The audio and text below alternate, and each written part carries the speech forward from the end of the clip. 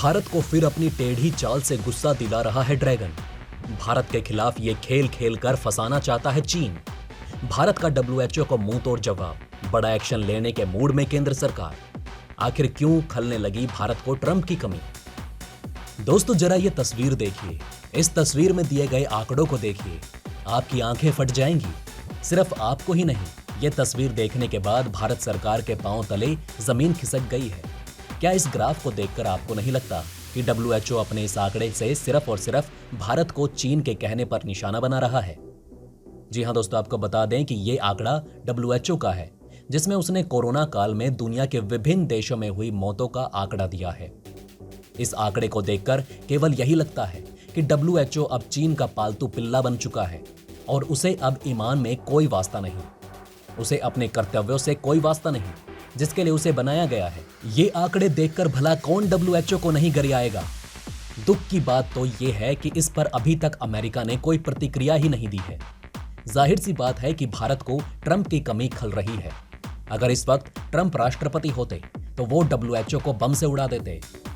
वैसे दोस्तों, अमेरिका द्वारा दी जाने वाली फंडिंग वो खुद बंद कर चुके थे और बात बात पर डब्ल्यूएचओ को लताड़ते रहते थे। तो दोस्तों बने रहिए हमारे साथ, हम आपको इस खबर का पूरा विश्लेषण सुनाने वाले हैं और साथ ही मैं ये भी बताऊंगा कि भारत अब डब्ल्यूएचओ पर कौन सा एक्शन लेने की तैयारी में है। दोस्तों, विश्व स्वास्थ्य संगठन यानी डब्ल्यूएचओ ने भारत में कोरोना की वजह से मारे गए लोगों की संख्या को गलत बताया है। डब्ल्यूएचओ ने भारत में कोविड की वजह से मारे गए लोगों की संख्या बताने के लिए मैथमेटिकल मॉडल का इस्तेमाल किया है। इस मॉडल में यह दावा किया गया कि भारत में 47 लाख लोग इस महामारी की वजह से मारे गए। डब्ल्यूएचओ की इस रिपोर्ट का भारत सरकार ने कड़ाई से खंडन किया है। डब्ल्यूएचओ की ये रिपोर्ट दावा करती है कि पूरी दुनिया में कोविड संक्रमण की वजह से जितने लोगों की मौत हुई उसमें 1/3 लोग भारत के थे। इसी को आधार बनाकर उसने ये दावा किया कि भारत में मरने वालों की संख्या 47 लाख थी। डब्ल्यूएचओ का ये प्रोजेक्टेड आंकड़ा भारत सरकार के आधिकारिक आंकड़े से करीब 9 गुना ज्यादा है। जी हां दोस्तों, 9 गुना ज्यादा। जाहिर है भारत सरकार ने गणित के मॉडल का इस्तेमाल करके निकाले गए इस आंकड़े पर सवाल खड़े कर दिए हैं। सरकार ने साफ कहा है कि डब्ल्यूएचओ के आंकड़े किसी भी सूरत में विश्वसनीय नहीं कहे जा सकते। भारत में कोविड मैनेजमेंट के लिए बनाए गए वर्किंग ग्रुप के चेयरमैन एन.के. अरोड़ा कहते हैं, ये दुर्भाग्यपूर्ण है। भारत का डाटा सही है। डब्ल्यूएचओ का डाटा अतिरिक्त मौत पर आधारित है। हर मौत कोरोना से हुई मृत्यु नहीं है। मैं सबको कहना चाहूंगा, हमारा आंकड़ा सही आंकड़े के बेहद करीब है। हाँ, 5 या 10% ऊपर नीचे हो सकता है। केंद्र सरकार ने डब्ल्यूएचओ के आंकड़ों पर जताई नाराजगी।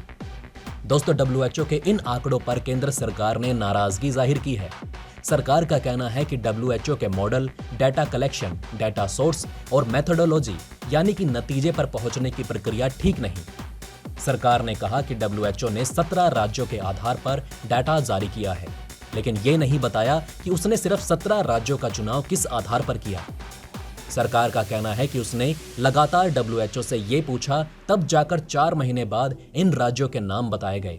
केंद्र सरकार का कहना है कि डब्ल्यूएचओ ने कब तक या किस वक्त तक का डाटा लिया है इसकी जानकारी भी नहीं दी है। पिछले साल नवंबर से केंद्रीय स्वास्थ्य सचिव राजेश भूषण ने डब्ल्यूएचओ को इस संबंध में 10 चिट्ठियां लिखी, पर डब्ल्यूएचओ ने किसी का भी जवाब नहीं दिया।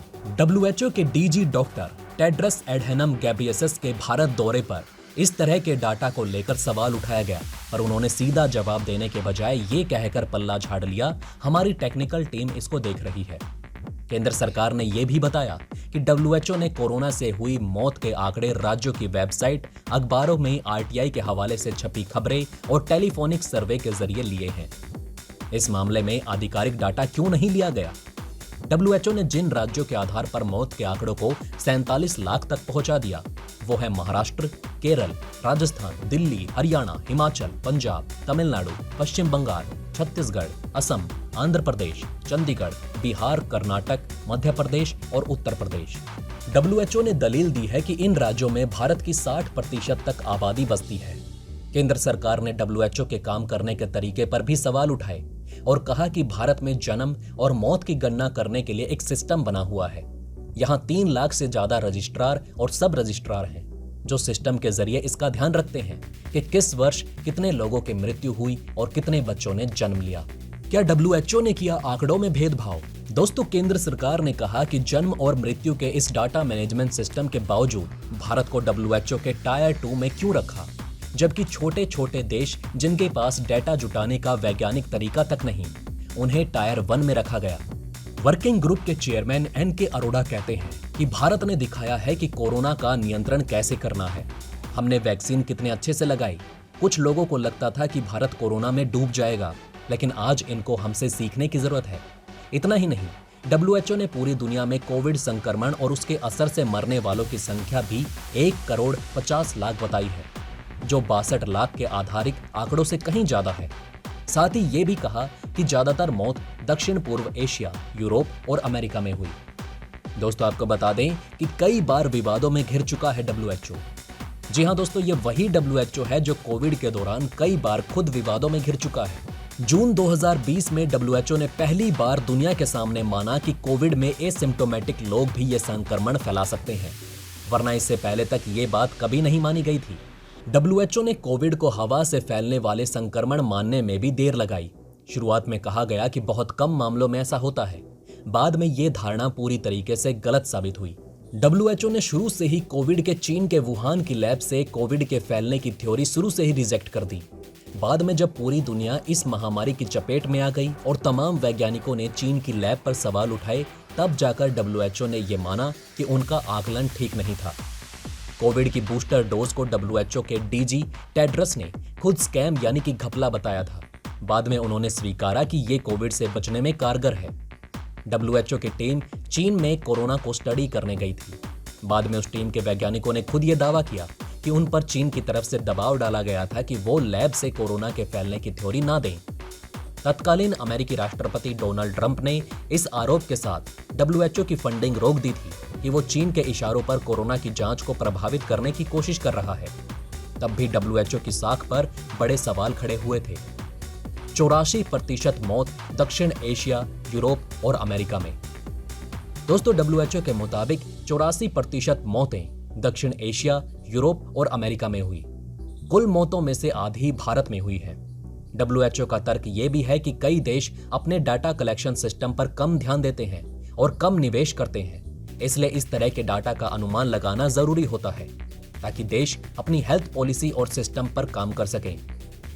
दोस्तों, अब आप हमें कमेंट सेक्शन में बताइए कि क्या ये बातें आपको पहले से पता थी? अगर नहीं, तो इनमें से कौन सी बात आपको सबसे ज्यादा इंटरेस्टिंग लगी? और हाँ, कमेंट बॉक्स में जय हिंद लिखना ना भूलिएगा। तो दोस्तों, हमारे इस वीडियो में हमने आपको बहुत सी बातें बताने की कोशिश की। अगर आपको हमारी ये कोशिश अच्छी लगी हो तो प्लीज लाइक करें इस वीडियो को और इसी तरह की और जानकारी पाने के लिए सब्सक्राइब करें हमारे चैनल को। जितना हो सके इस वीडियो को शेयर करना ना भूलें। धन्यवाद दोस्तों, हम फिर मिलेंगे एक और इंटरेस्टिंग टॉपिक के साथ।